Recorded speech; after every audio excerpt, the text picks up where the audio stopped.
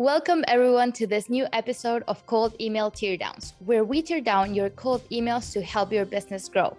The concept is simple.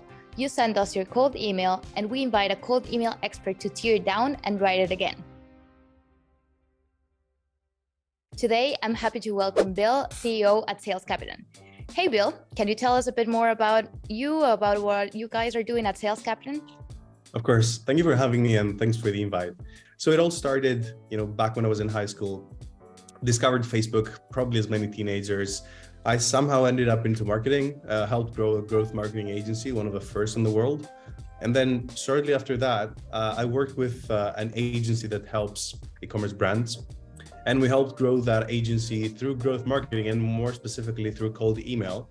And then shortly after that, I worked on building the largest marketing and advertising conference lineup, including speakers like Ariana Huffington, Seth Godin, Scott Galloway, the CMO of HubSpot, the CMO of Samsung, and had the pleasure both of using email to actually invite them and also interviewing them on stage. So, we looked at our successes in the past, we looked at the business that we grew, and then we decided to start Sales Captain as a way to help other B2B companies to grow in a more predictable way by capitalizing the power of obviously email and the web to make connections with people that make sense. And that's how Sales Captain came to be. We're now a team of 35 people working with some of the largest B2B brands, mostly from the US.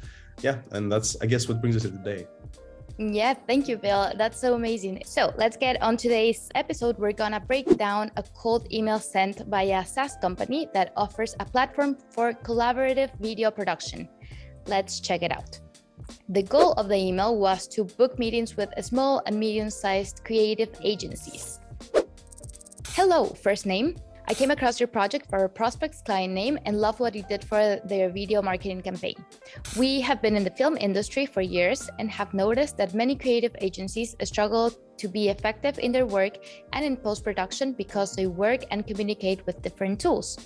Famous production companies like Famous Production Company are successful in creating films and movies as they, one, make their lives easier by having a single platform to manage media and collaborate on movie edition, two, securely store all their media and fully control access rights, and three, can share their production to customers at a glance for a final review.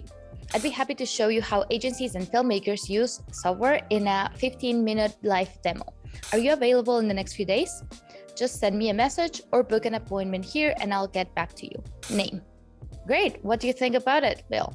All right. So the first one is generic compliments don't work.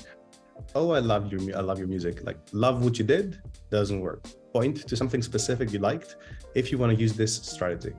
That's it. The second one is bullet point or lists can trigger the mental spam filter. It's been like the most ancient form of cold email and we're also used to them, so I wouldn't recommend them. And they help break the conversational style that we need to have in our emails. It moves away from the main topic. The context is taken away from the platform, which they're trying to promote, and we're introduced to secondary topics by saying famous production companies are using a single platform, right? Because if the intention was to create source proof for the platform, they're doing the opposite. The other one is you have an information overload here. There's too many features and benefits in one single email. Mm-hmm. Break them down in separate emails, like email number 2 or email number 3, if it makes sense. So we want our emails to have, one recipient, one main problem, one main solution, and reason why this solution makes sense for that company. And then last one, the call to action and next step structure is not effective.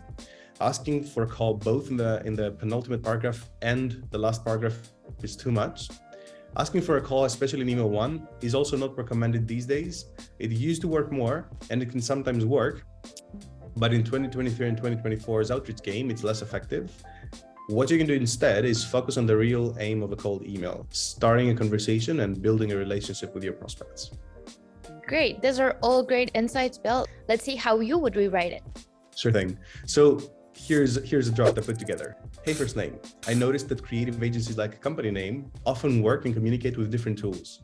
The problem is that it makes them struggle with post-production and their workflow ends up being less effective overall.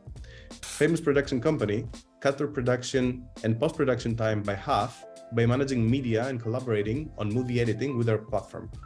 think this could be useful for a company name as well. Bill, signature. Great, this sounds pretty straightforward. Why do you think this email works better than the original one? Sure. So it's short and concise to begin with. There's no fluff. The first paragraph has a relevant observation about the prospect. Once the cold email structure has been created, the SDR can then test out different triggers and problems to identify which one hooks the prospect more. Because obviously when you have a product, there's not just one problem that people might have. So it does require a bit of testing, not just in, let's say, copywriting. It has to go a bit deeper into what problems are you communicating and using as hooks.